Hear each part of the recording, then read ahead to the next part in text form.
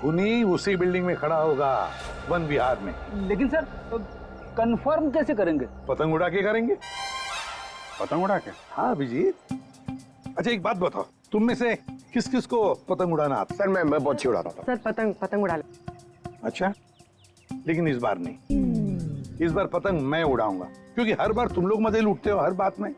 मतलब सर आप पतंग उड़ा के पंकज को मारने की कोशिश करेंगे? ये क्या बोल रहे हैं सर आप? डरते हो पंकज? तुम एक सीआईडी ऑफिसर हो, मरने से डरते हो? सीआईडी ऑफिसर वो होता है जो देश के लिए, लोगों के लिए अपनी जान निछावर करता है। चाहे पतंग से गला काट के ही क्यों नहीं। क्या बोल रहे हो सर? चढ़ जा सूली पे चढ़ जा। सर होता है कभी कभी। प्लीज चढ़िए। चलो चलो। बेटा तू बहुत लकी है जो तूने अपने पापा की गाड़ी ठोक दी, फिर भी तेरे पापा ने तुझे कुछ नहीं कहा, वरना पिछले हफ्ते ड्राइवर की वजह से भैया की गाड़ी में ना हल्की से खरोच आई थी। मालूम है तेरे पापा ने उसके साथ क्या किया? तो क्या किया पापा आपने? बेटा बिजनेसमैन हूँ, हिसाब बराबर किया और किया। मतलब? अरे मतलब उसने भैया की गाड़ी में निशान बनाया था और भैया ने उसके गाल पर निशान बना दिया। सपाक सटाक ऐसा मारा कि, है ना भैया? लेकिन बेटा आगे से ध्यान रखो, क्या है ना भैया अपनी चीजों को लेकर काफी इमोशनल है। अरे ओए, अब बना रहा है कोने में खड़ा खड़ा खुद पी रहा है और ड्रिंक लेगा मेरी? लाए साहब जी।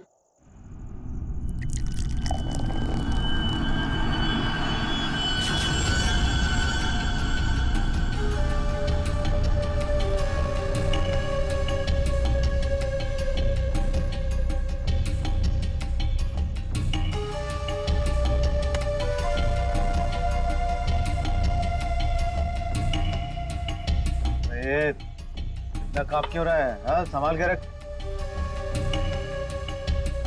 अरे बेवकूफ, ये क्या तूने? गला दबाकर मार डालूंगा यहीं।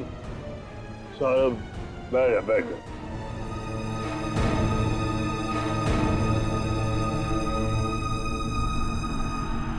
गलती हो गई ना, कोई बात नहीं, गिलास ही तो था। साहब गलती होगी, वो हाथ से गिलास। फिर वही बात, वही कांच का टुकड़ा तेरे से ज्यादा कीमती थोड़ी ना है। सीधा आजा आजा, उठा ले भाई, किसी के लग जाएगा नहीं तो। उठा।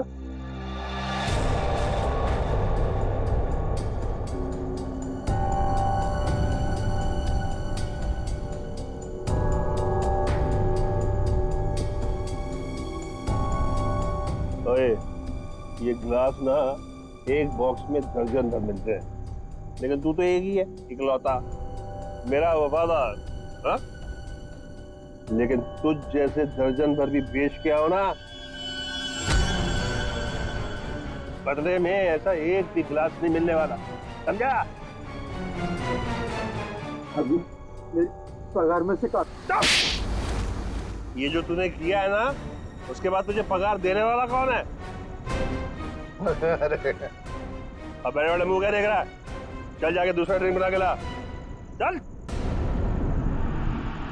सुन, ग्लास संभाल कर लाना, वरना टूट गया ना तो तुझे भी बसंती कर कांच के टुकड़ों पर नचाऊंगा।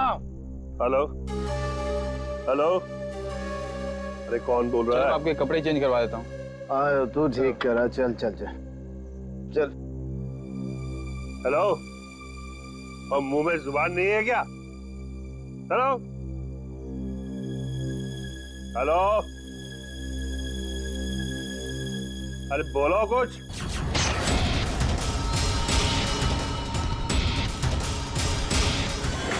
मैं सच कह रहा हूँ, मैंने कुछ नहीं किया। और तूने ऐसा क्यों किया? मैं तुझे जान से मार डालूंगा, मैं तेरे टुकड़े टुकड़े कर दूंगा। तूने मेरे भाई को क्यों मारा? बोल। रुक जा, छोड़ो छोड़ो छोड़ो छोड़ो, मेरे भाई को, इसने मेरे भाई का खून।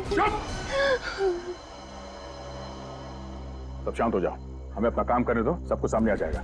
जरा बताओगे एग्जैक्टली क्या हुआ क्या था यहाँ पर? तुम्हें ऐसे क्यों लगता है कि मोनू ने ही निर्जर को मारा होगा? क्योंकि उस वक्त छत पर इनके और मोनू के अलावा और कोई नहीं था सर।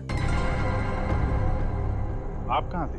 मैं नीचे किचन में थी हमारी कुक के साथ। और ये दोनों तो यहीं पे थे ना, छत पे? नहीं सर, हम नीचे गए थे कमरे में। सर इसने ना मेरे कपड़े पर वाइन गिरा दिया था, तो कपड़ा बदलने के लिए मैं इसके अमन के साथ नीचे गया था। तो मतलब कुछ देर के लिए तुम लोग जब गए थे नीचे, तब किसी ने निर्जर को मारा है? अरे सर किसी ने नहीं, इसने मेरे भाई का खून किया। इसने मेरे भैया का वाइन का गिलास इसने तोड़ दिया, तो भैया ने इसे मारा और बदले में इसने मेरे भैया का खून कर दिया। इसने ही खून किया सर। मैंने नहीं मारा साहब जी को। मैं तो दूसरा गिलास लाने के लिए गया था, तो साहब पे मेरे सामने हमला हो गया और डर के मारे मेरे हाथ से गिलास छूट गया। मैं सच कह रहा हूँ साहब, मैंने नहीं मारा। तुमने हमला होते हुए देखा था? जी साहब। सर आप इसकी बातों में बताइए, ये बकवास कर रही है। सर मैंने कहा ना सर, इसने ही खून किया सर। इस शकल से खून ही लगता है। नहीं साहब, मैंने खून नहीं किया साहब। हमें पहली बार थोड़ी ना मारे थे। 10 साल से उनकी गालियां खा रहा हूँ, कि मार खा रहा हूँ। यही मेरी जिंदगी थी। मेरी हिम्मत कहाँ की मैं साहब को। नहीं साहब, मारना तो दूर, मैंने हाथ तक नहीं लगाया। मैं सच कह रहा हूँ साहब। तो किसने मारा मेरे पति को? भगवान ने मारा। क्या बोला? भगवान ने मारा? मैंने कहा ना सर, ये बकवास कर रही है। एक मिनट, क्या बोल रहे हो तुम? भगवान ने मारा? क्या मतलब क्या है तुम्हारा? है?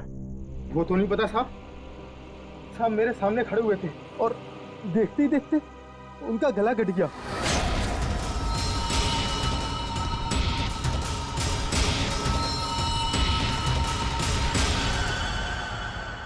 साहब ना तो कोई चाकू, ना कोई खंजर, कोई हथियार भी नहीं, और कोई हथियार चलाने वाला भी नहीं साहब।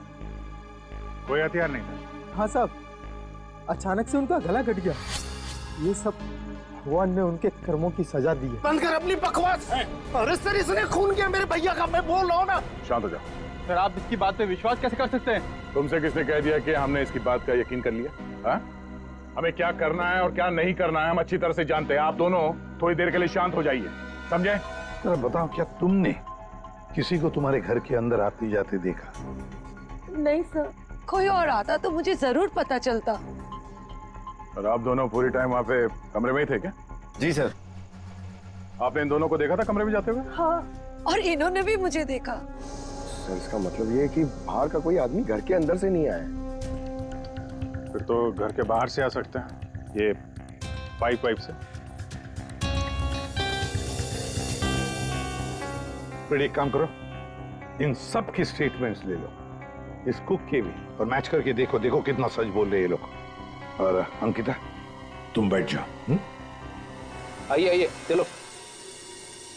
निर्जर का गला काटने के लिए खूनी इसके नजदीक तो आया ही होगा। या नजदीक पहुंचा कैसे? सर शायद पाइप या एसी वेंट से चढ़कर आया हो। एक काम करो, आसपास रहने वाले लोगों से पूछताछ करो, देखो क्या उन्होंने किसी को पाइप से बिल्डिंग में चढ़ते हुए देखा है क्या? रेडी? Sir ready? काम करो, इस बिल्डिंग की सीसीटीवी फुटेज चेक करो।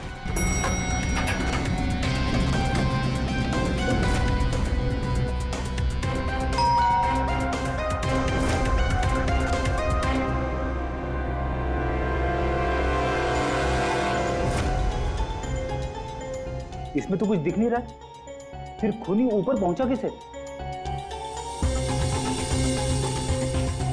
इस बिल्डिंग को 20 फ्लोर है, शायद खूनी ने 8-10 फ्लोर के बाद बाहर से चढ़ना शुरू किया होगा।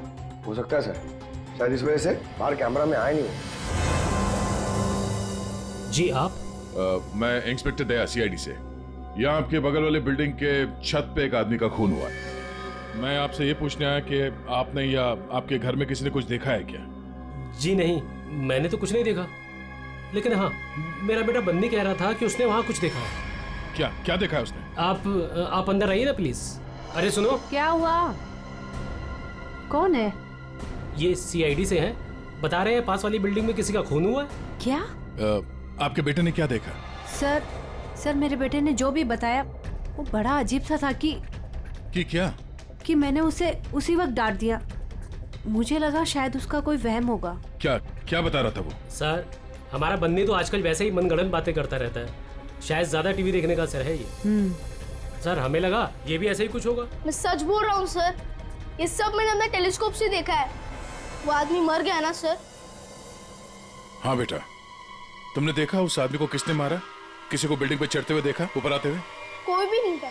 कोई भी नहीं था? तो फिर तुमने किसको देखा? उसी को जिसने खून किया है। किसने खून किया? एक बहुत बड़े बैट ने।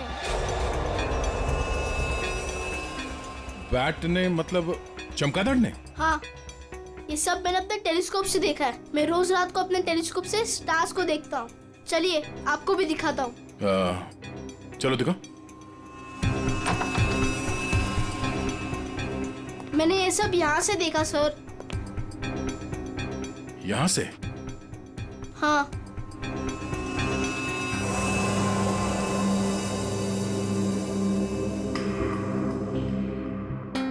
मैंने सच में देखा था अंकल।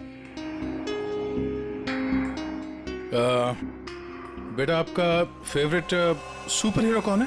बैटमैन। ओह बैटमैन। ठीक है, आपने आज सीआईडी की बहुत मदद की।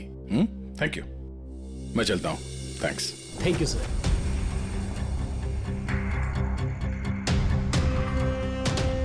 तो पूरे बिल्डिंग में पता किया, डेड एंड है। किसी ने भी किसी को बिल्डिंग में चढ़ते देखा नहीं सर। सीसीटीवी फुटेज भी चेक किया सर, कोई नहीं दिखाई दे रहा है। इंसानों ने नहीं देखा, कैमरों ने नहीं देखा। ये खूनी है या मिस्टर इंडिया? रेडी, ये खूनी कांच की तरह है, कांच की तरह ट्रांसपेरेंट, पारदर्शक। हमारे सारे सवालों का एक ही जवाब है, ये कांच। तुम्हारा अंदाजा एकदम सही है। इसके गले के घाव में से कांच का टुकड़ा मिला है। मतलब सर, मोनू ने टूटे हुए कांच से इनका गला काटा और इनकी जान ले ली। हाँ लगता तो वैसे, मगर पता नहीं क्यों मेरा मन कहता है कि जो दिखता है ये केस वैसा नहीं है। बिल्कुल तुम्हारी बातों की तरह से। हाँ नहीं, मेरा कहने का मतलब ये था कि वाइन ग्लास के कांच के टुकड़े को और उसके घाव में से जो कांच का टुकड़ा मिला उसको, दोनों को मैंने अच्छी तरह से टेस्ट किया। तो दोनों एक ही हैं, लेकिन अलग अलग। देख सर, उनके दिमाग खराब मत कर यार, जो है वो सीधे सीधे बता देना यार। सीधी सीधी बात ये है भाई कि वाइन ग्लास के कांच के टुकड़े से इसका गला नहीं काटा गया। तो फिर देखना चाहते हो? आओ देखो, ये है वाइन के ग्लास का टुकड़ा और ये देखो, ये है वो कांच जो इसके गले के घाव में से मिला है। दोनों की कंपोजिशंस अलग अलग है, ठीक है? वाइन का ग्लास बहुत ही महंगे क्रिस्टल से बना हुआ है और इसके गले में से जो कांच का टुकड़ा मिला है वो बहुत ही साधारण सा, बहुत सस्ता सा, घरेलू काम में इस्तेमाल किया जाने वाला कांच है। वाइन ग्लास के कांच से खून नहीं हुआ है, इसका मतलब है कि मोनू ने खून नहीं किया। लेकिन हमें वहां पे तो दूसरा कोई कांच का टुकड़ा मिला ही नहीं। यार सड़न के, अगर वाइन ग्लास के कांच से नहीं गला काटा है तो फिर कौन से ग्लास से काटा है? एक और बात, ये जो कांच का टुकड़ा इसके गले में से मिला है, उस कांच के टुकड़े पर काले रंग की डाई और गोंद मिला है, गम। काले रंग की डाई? कौन? जिसने खून किया वो वहां नहीं था, जिस कांच से खून किया वो भी वहां नहीं था। अब मैं यहां हूं कि मैं भी नहीं हूं। काले रंग की डाई और गोंद, ऐसा कौन सा कांच होता है? किससे काटा होगा? और उसी कांच से काटा तो क्यों काटा? अब जी काटने की बात की ना तुमने, पतंग के मांझे से भी तो काटा जाता है। क्या मतलब तुम्हारा? मतलब साउंड के बचपन में तूने कभी पतंगे उड़ाई हैं? नहीं, मैं बहुत स्टूडियस बच्चा था। तेरी की यार, हम सब ने पतंगे उड़ाई है और पतंगे काटी भी है दूसरों की, मांझे से, पतंग के मांझे से। उसके ऊपर कांच का चूरा और गोंद लगाई जाती है मांझा बनाने के लिए। लेकिन पतंग के मांझे का कांच इसके गले में कैसे पहुंचा होगा? सर वो बच्चा बनी, वो कह रहा था कि उसने टेलीस्कोप में एक बड़े से बैट को इस आदमी को मारते हुए देखा था। बैट को? चमगादड़? हाँ सर, वो बैट जैसा कुछ हो सकता है, कुछ और हो। जैसे कि पतंग। काले रंग की। हाँ यार, पतंग। हाँ, हमने सुना है ना कि पतंग के मांझे से हाथ कट जाता है।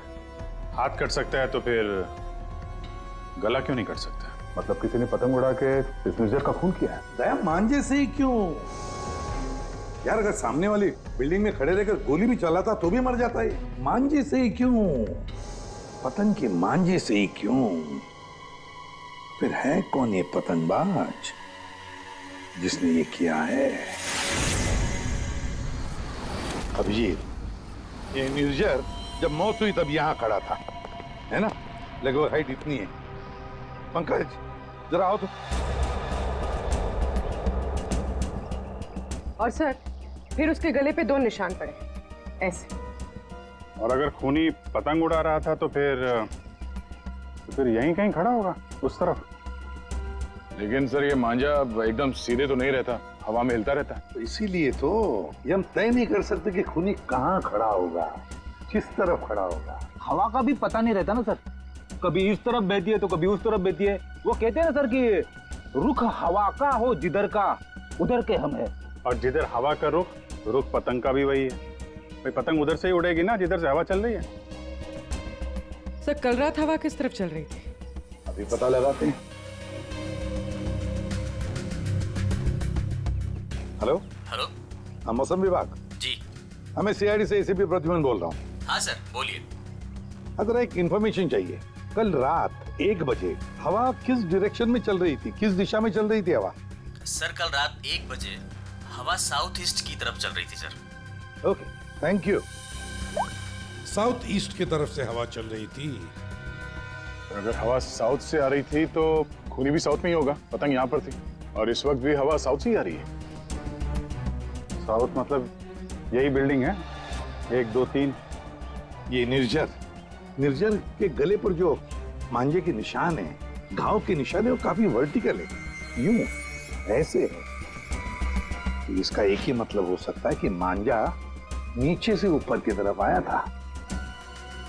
सर मतलब पतंग जिस बिल्डिंग से चगा रहे थे वो इस बिल्डिंग से छोटी थी हाइट में। हाँ पंकज, एग्जैक्टली। छोटी बिल्डिंग तो ये है सर, ये 1 और वो 2 और वो 3। साउथ ईस्ट तो सर वो बिल्डिंग वन विहार। खूनी उसी बिल्डिंग में खड़ा होगा, वन विहार में। लेकिन सर कंफर्म कैसे करेंगे? पतंग उड़ा के करेंगे। पतंग उड़ा के? हाँ अभिजीत।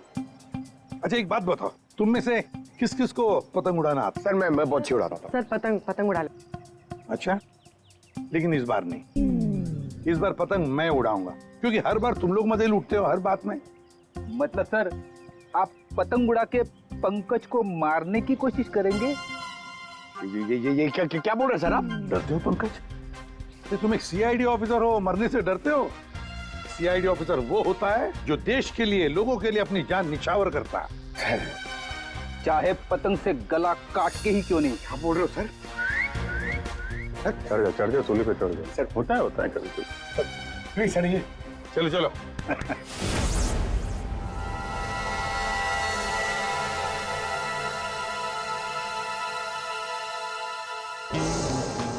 ये अरे जरा ढील दो। हाँ बता।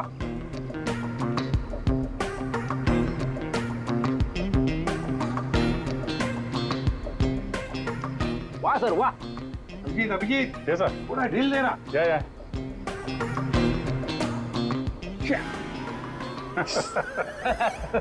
अभिजीत सर की पतंग कट गई। हाँ।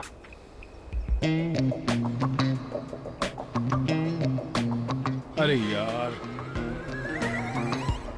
अरे वाह सर वाह। आप पतंग को ना एक बार उस पुतले तक लेके जाइए, हमारा शक यकीन में बदल जाएगा।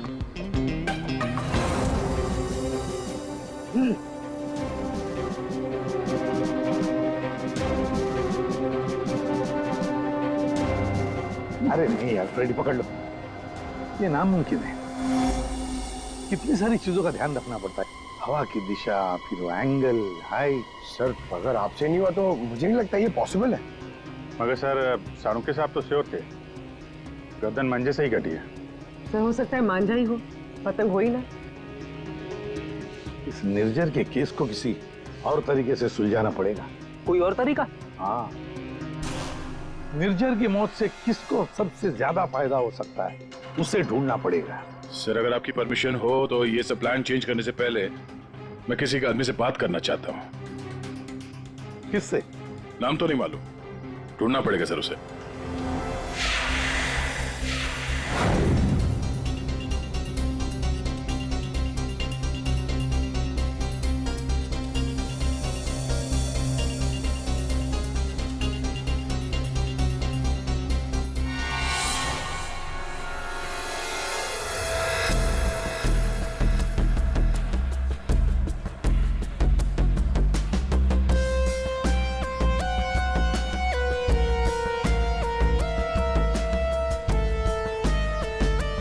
अल्ताफ भाई, पतंग उड़ाने के लिए आपकी उम्र कुछ ज्यादा नहीं है?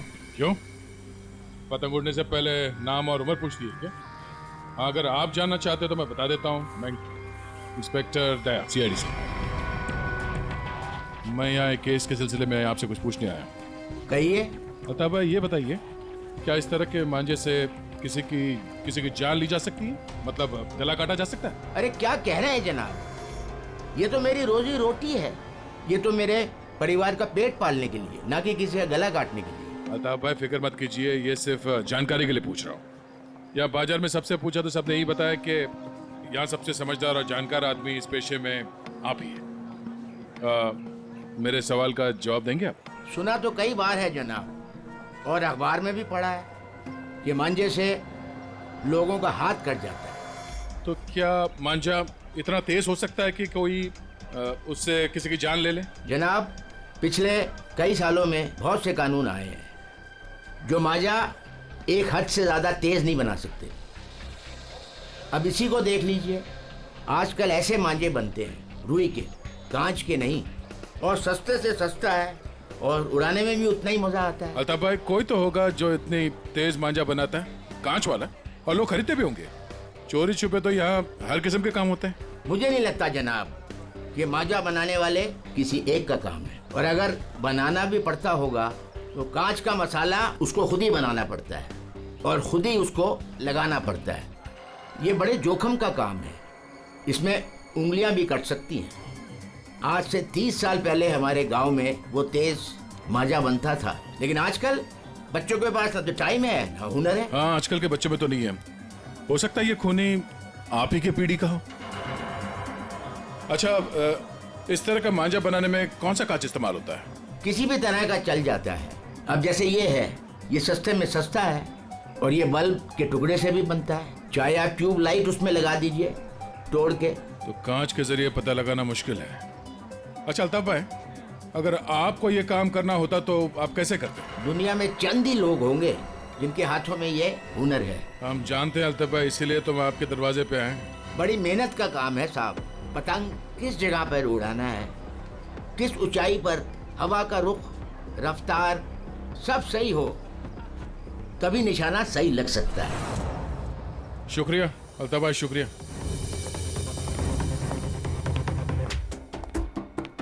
सर, सर ये वो लोगों की सस्पेक्ट लिस्ट है जो निर्जर को मार सकते हैं। इतने सारे दुश्मन इस निर्जर के? सर वो बहुत ही स्वार्थी और बेरहम बिजनेसमैन था, बहुत लोगों को धोखा दिया था उसने। सर तो इनमें से किसी ने बदला लिया होगा। पॉसिबल है सर। सर हाँ, ये वो केसेस है जो निर्जर के ऊपर फाइल हुए थे। इनमें से ज्यादातर कंप्लेंट उसके एक्स एम्प्लॉइज के हैं, जिनका कहना है कि निर्जर ने उन्हें सैलरी नहीं दी थी। कमाल है, इतना बड़ा बिजनेसमैन और अपने वर्करों को पगार नहीं देता था। बिजनेस लॉस में जा रहा था क्या?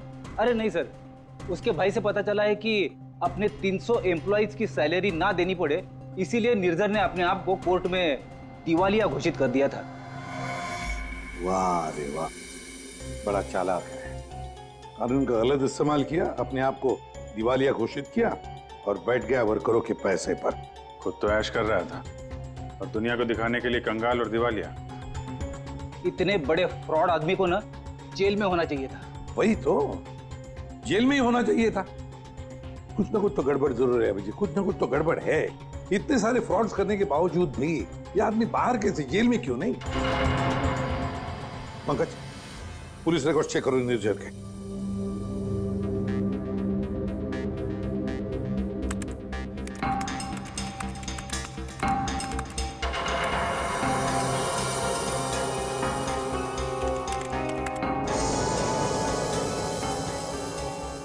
सर, पुलिस रिकॉर्ड तो है। क्या?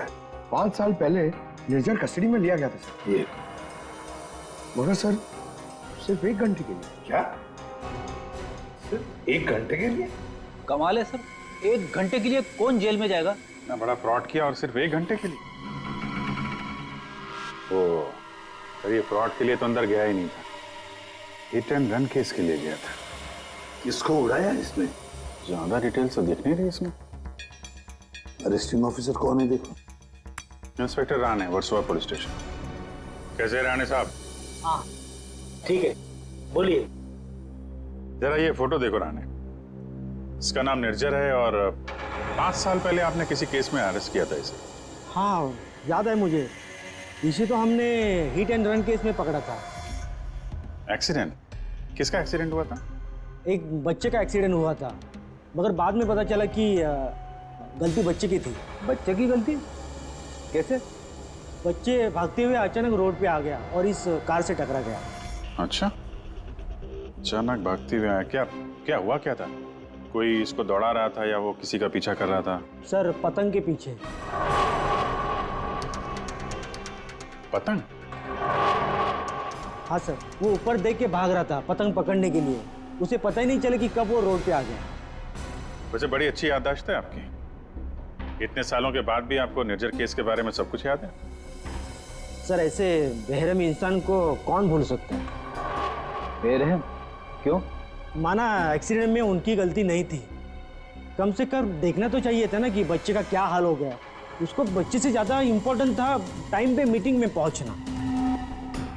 उस बच्चे का बाप अभी भी याद है मुझे। क्यों, कुछ किया था क्या उसने? कुछ नहीं। कुछ नहीं मतलब? सर कुछ नहीं किया, इसीलिए तो याद है। ना कुछ कहा ना कुछ सुना। जब उसे पता चला कि निर्जर को छोड़ना पड़ रहा है तो पुलिस स्टेशन के बड़ा ऐसे खड़ा रहा जैसे सांप सूंघ गया हो, या कोई फर्क नहीं पड़ा हो। फिर वो चला गया। उसका फोटो तो होगा ना आपके पास? सर वो ओपन एंड शट केस था, एक्सीडेंट साबित होने के बाद कोई इन्वेस्टिगेशन करने की जरूरत ही नहीं पड़ी। अच्छा, नाम वाम तो लिखा होगा ना उसका कहीं? हाँ सर, 1 मिनट। कदम वो निर्जर केस की फाइल देना।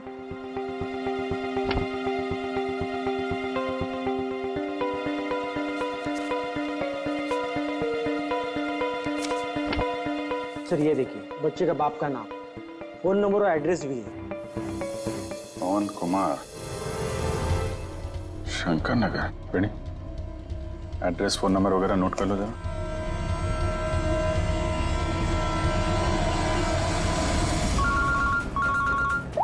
हाँ अभिजीत, तो वो निर्जर के हिट एंड रन केस से एक लीड मिला है।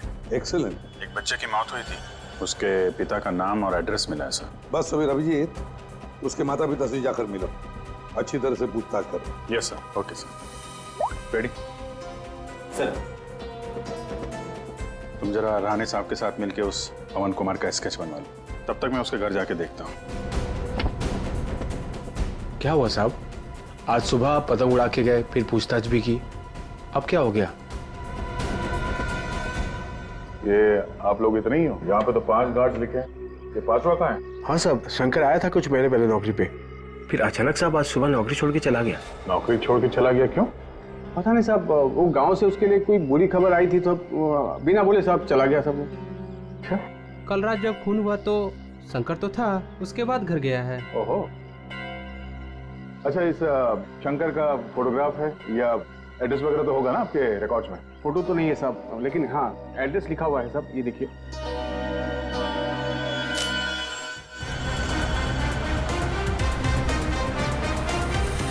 हाँ सर, एड्रेस तो मिल गया है, पर मुझे लग रहा है कि ये एड्रेस गलत हो सकता है सर। शंकर ने खून किया है सर, फिलहाल तो फरार है।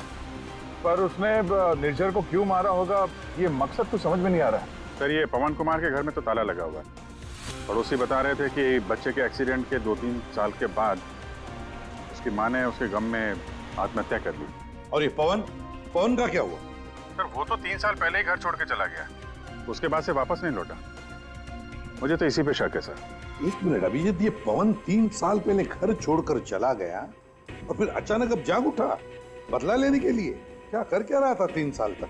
एक मिनट अभिजीत, ये पवन अपने घर से कितने साल से गायब है? ये 3 साल पहले। क्यों 3 साल से? अच्छा सर, वो पवन कुमार का स्केच बनने वाला था, बन गया वो? देखता हूं।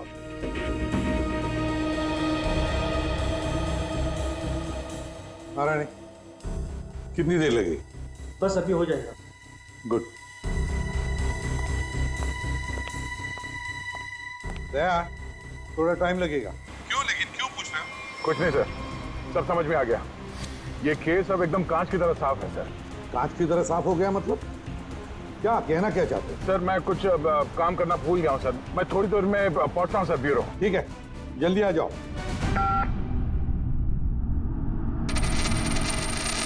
हाँ यार, आज नींद नहीं आई। अरे कैलाश, शुक्रिया। तुम्हारी वजह से आज हमने एक मुजरिम को पकड़ लिया। अच्छा हाँ, वो शंकर, उसने गलत एड्रेस लिख दिया था। उसे खुद लिखा था क्या? नहीं साहब, शंकर तो अनपढ़ है। अच्छा, तो फिर रजिस्टर में एड्रेस किसने लिखा? जी साहब, मैंने। तो यहाँ जितने भी नए गार्ड्स आते हैं, उनका नाम, नंबर, एड्रेस सब तुम्हें लिखते हो? जी सर। अरे हाँ, ओह सॉरी, मैं तो भूल ही गया था। सारे रिकॉर्ड्स तो तुम ही रखते हो। कौन सिक्योरिटी गार्ड काम पे कब आता है, कब नौकरी छोड़ के चला जाता है, ये सारी तैयारी तो तुम ही करते हो। वैसे कैलाश, कितने साल से नौकरी कर रहे हो इस बिल्डिंग में? हाँ साहब, 3 साल से। 3 साल से? 3 साल से वो खूनी भी गायब है।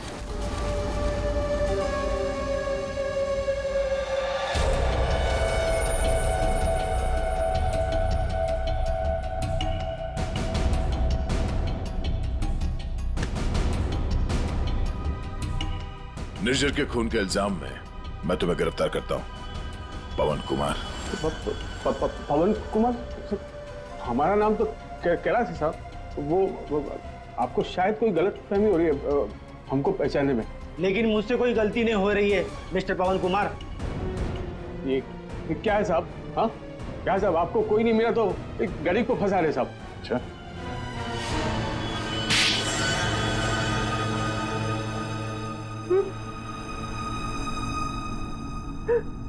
हाँ सर, मैंने मारा निर्जर को। उसने मेरे बच्चे की जान ली सर। मेरे संजीत को अपनी गाड़ी के नीचे कुचल दिया। मेरी पत्नी संजीत की मौत का गम बर्दाश्त नहीं कर पाए, खुदकुशी कर ली। निर्जर ने सिर्फ मेरे बेटे को नहीं मारा साहब, ये 2 खून किए। उसे जिंदा रहने का कोई हक नहीं है साहब। ऐसे बेरहम नीच आदमी का मर जाना ही अच्छा था। पवन, निर्जर अच्छा आदमी नहीं था, हमें भी पता है, मगर उसने तुम्हारे बेटे को जानबूझकर नहीं मारा। गलती तुम्हारे बेटे की थी। वो खुद पतंग के पीछे दौड़ते दौड़ते निर्जर के गाड़ी के सामने आया। गलती मेरी है। मैंने उसे सिखाया था पतंग बनाना, पतंग उड़ाना, सब कुछ। उसे बहुत शौक था पतंग उड़ाने का, पतंग के पीछे भागने का। काश मैं उस दिन से रोक लिया होता।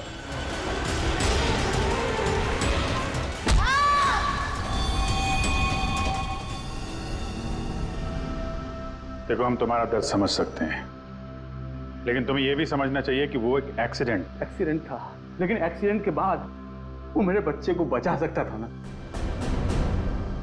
क्या मतलब? जब पुलिस ने उसको रिहा किया, सर आप बच्चे को अस्पताल तो लेके जा सकते थे ना। बच्चे की हालत देखी थी आपने, कौन सा लथपथ था वो? अगर मेरी गाड़ी की सीटें खराब हो जाती तो कौन जिम्मेदार होता? मैंने कसम खा ली थी साहब, जिस तरह एक पतंग ने मेरी संजीत की जान ली, निर्जर की मौत भी पतंग से ही होगी साहब, पतंग से ही होगी। और इसीलिए तुमने 1VR बिल्डिंग में नौकरी शुरू कर दी, ताकि तुम अपना बदला आसानी से पूरा कर सको। पिछले कुछ सालों में वन विहार में जितनी भी चोरियां हुआ करती थी, वो सब मैंने ही करवाई थी, ताकि किसी को भी छत पे जाने की अनुमति ना मिले। फिर रोज पतंग उड़ाने की प्रैक्टिस करने लगा। निर्जर पर ध्यान रखने लगा कि छत पे कब जाता है, कितनी देर रहता है। मुझे पता था कि कौन से कोने में उसका मोबाइल का नेटवर्क कट्टा और मिलता है। वो हमेशा बात करने वहीं आता था साहब, और मैंने सोच लिया था उसे वहीं मारूंगा। और उसे मारने के लिए मैंने मांझा बनाना शुरू कर दिया। काली पतंग बनाई, मैं तैयार था साहब, बस हवा का रुख और तेजी का इंतजार था मुझे। और एक दिन भगवान ने मेरी सुनी, सब कुछ सही था। मैंने निर्जर के मोबाइल पे फोन किया, पतंग उड़ाई और उसका गला काट दिया। जिस मांझे से तुम अपनी जिंदगी का इंसाफ करना चाहते थे, उसी मांझे ने तुम्हारी जिंदगी की रेखा बदल दी। तुम्हें कड़ी से कड़ी सजा होगी। हाय बनी, ये आपके लिए। ये किस लिए? केस सॉल्व करने में आपने हमारी मदद की है, इसलिए हमारी तरफ से ये थैंक यू गिफ्ट। लेकिन जब तुम पतंग उड़ाओगे जरा संभाल के, तो तुम्हारी मम्मी या पापा साथ में हो तभी उड़ाना, अकेले नहीं। जैसे तुम टेलीस्कोप से स्टार्स देखते हो ना, वैसे ही जब तुम ये पतंग उड़ाओगे मैं इसे देखूंगा। प्रॉमिस? पक्का वाला प्रॉमिस।